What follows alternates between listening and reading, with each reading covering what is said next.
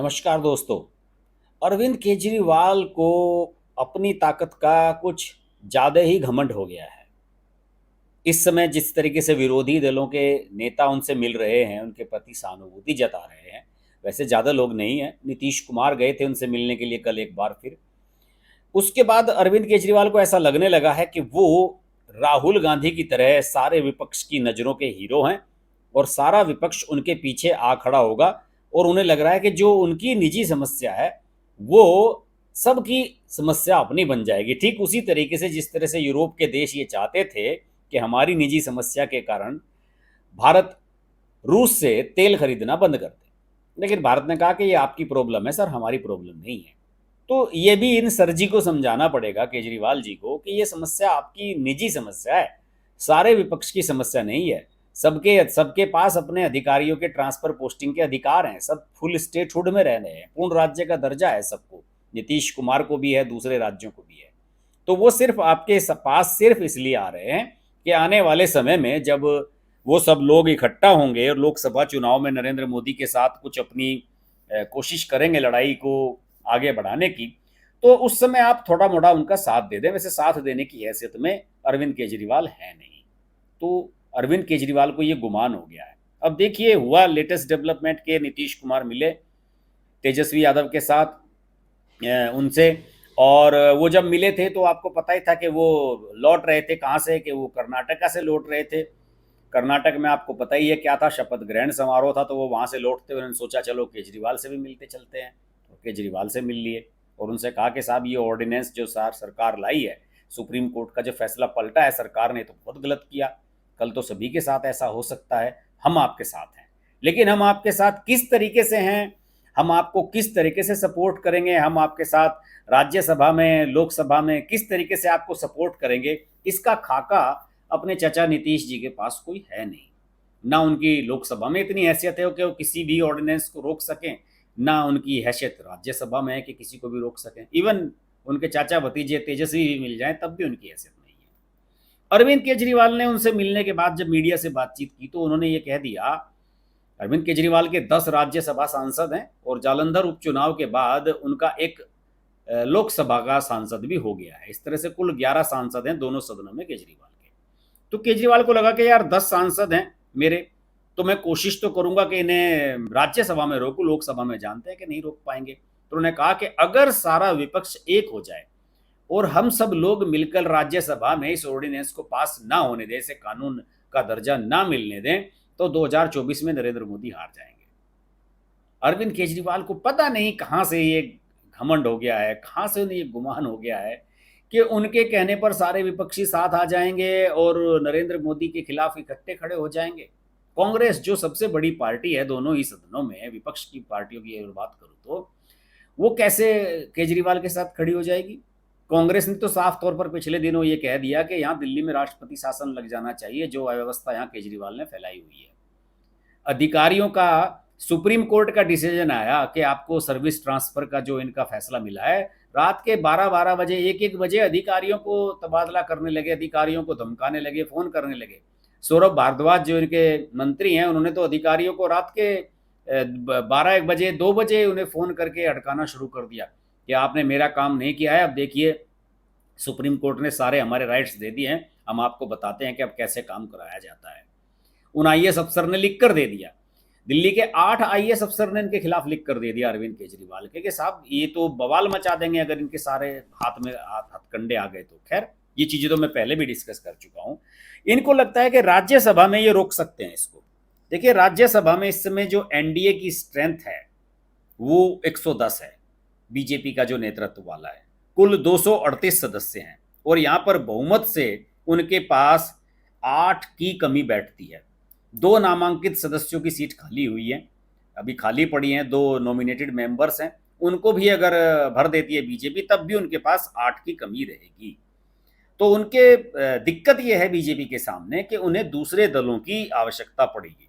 लेकिन सब लोग जानते हैं कि राज्यसभा में जब भी किसी ऑर्डिनेंस को पास कराया है भारतीय जनता पार्टी ने, एनडीए ने, तो उसमें जगन मोहन रेड्डी और नवीन पटनायक खुलकर साथ रहे हैं।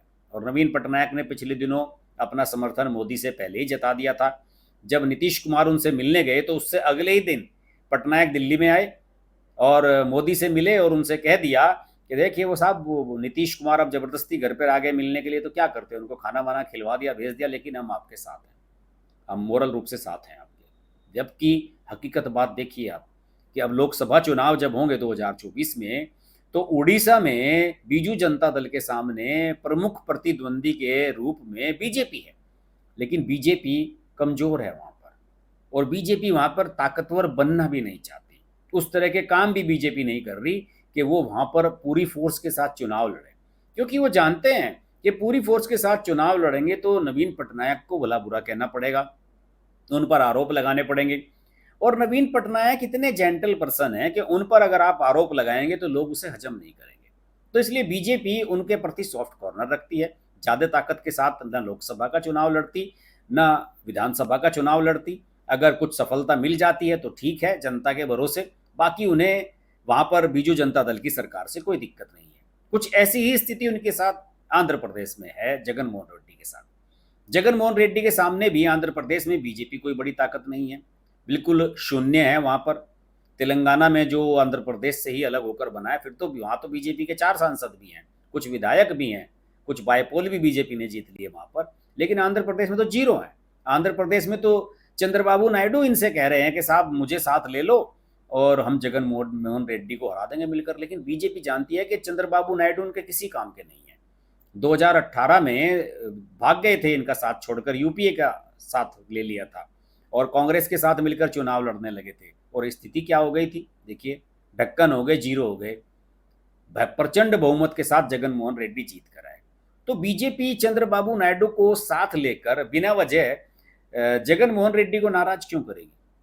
जगन मोहन रेड्डी को भी केंद्र के साथ सेटिंग बढ़िया लग रही है, तो राज्यसभा में वो इनका सपोर्ट करेंगे। और कांग्रेस के बारे में मैं आपको बता चुका, अगर कांग्रेस राज्यसभा में या लोकसभा में बायकाट भी कर देती है, मतलब कहते वॉकआउट कर जाती है, तो उसके बाद तो बीजेपी के लिए और भी आसान हो जाएगा इसे कानून का दर्जा दिलवाना। और दूसरी ओर कांग्रेस के जो दिल्ली के नेता हैं, वो किसी भी तरीके से हेल्प नहीं करना चाहते आम आदमी पार्टी की सरकार की। अजय माकन ने एक ट्वीट किया कल, अजय माकन ने एक ट्वीट किया कि देखिए केजरीवाल को काम करना नहीं आता। सन 2000 में जब शीला दीक्षित यहाँ की चीफ मिनिस्टर थी और यहाँ से डीजल की गाड़ियों को, जो डीटीसी की बसें थे, उन्हें सीएनजी में कन्वर्ट किया जाने का बड़ा अभियान चलाया जा रहा था, तो उसी समय यहाँ के एलजी ने ट्रांसपोर्ट कमिश्नर का तबादला कर दिया। शीला दीक्षित को पता लगा कि यार ये तो गड़बड़ होगी, हम इतना बड़ा डिसीजन लेने जा रहे हैं, हम यहाँ सीएनजी लाने जा रहे हैं और आपने ट्रांसपोर्ट कमिश्नर को ही कर दिया यहाँ से तबादला। तो उसके बाद वो एलजी से मिली थी और उसके बाद बातचीत के माध्यम से उन्होंने अपना सही रीजन दिया था और अपनी बातों को वहाँ वो मनवाने में भी सफल रही थी, जबकि उस समय अटल बिहारी वाजपेयी की सरकार थी केंद्र में।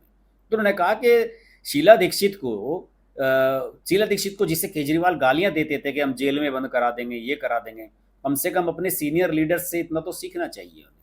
अजय माकन तो मल्लिकार्जुन खड़गे से नाराज हो गए थे जब केजरीवाल की पेशी हो रही थी ईडी के सामने, तब उस समय पूछा गया था उनसे, उन्हें फ़ोन करके पूछा था हाल चाल मल्लिकार्जुन खड़गे ने कि भाई आप सबका ठीक ठाक है ना? ठीक है, हाल चाल ठीक है ना, हम आपके साथ हैं। तो उन्होंने, अजय माकन ने ऐतराज़ किया था कि जो कांग्रेस के वोट काट कर, कांग्रेस का वोट बैंक हथिया कर जो पार्टी खड़ी हुई है, हमारी पार्टी को गालियां देकर, हमारी पार्टी पर भ्रष्टाचार के आरोप लगाकर जो पार्टी खड़ी हुई है, उस पार्टी को आप अपना मोरल सपोर्ट किस तरीके से दे रहे हैं, ये हमारी समझ में नहीं आया। और अजय माकन ने इसीलिए शीला दीक्षित का वो समय भी याद दिलाया कि केजरीवाल साहब समझिए कि काम किस तरह से करा और कराया जाता है, थोड़ा सा हम्बल बनिए और चीज़ों को समझने की कोशिश कीजिए। लेकिन केजरीवाल हैं, वो कह रहे हैं कि मैं राज्यसभा में रुकवा दूंगा। मुझे लगता है कि केजरीवाल का ये जो घमंड है अभी कुछ ही दिनों में चूर चूर हो जाएगा और उन्हें पता लग जाएगा कि वास्तव में वो कहाँ पर खड़े हुए हैं, उनकी हैसियत क्या है, उनकी औकात कितनी है। बहुत जल्द उन्हें विपक्षी दल भी ये बता देंगे कि आप भी हमारे साथ कभी खड़े नहीं हुए, तो हम आपके साथ खड़े क्यों हों। देखते हैं क्या होता है। इस घटनाक्रम पर हमारी नज़र लगातार बनी रहेगी। आप जुड़े रहिए मेरे साथ। नमस्कार।